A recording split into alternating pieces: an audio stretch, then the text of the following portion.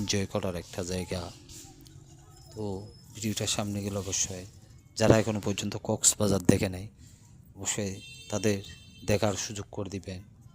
তো সবাই ভিডিওটা সামনে গেলে বেশি বেশি শেয়ার করবেন এবং পাশে সাবস্ক্রাইব করে ইউটিউব চ্যানেল সাবস্ক্রাইব করে পাশে থাকবেন। তো সবাই আমার জন্য দোয়া করবেন এবং আপনাদের জন্য সবার জন্য দোয়া রইল। ভালো থাকবেন, সুস্থ থাকবেন।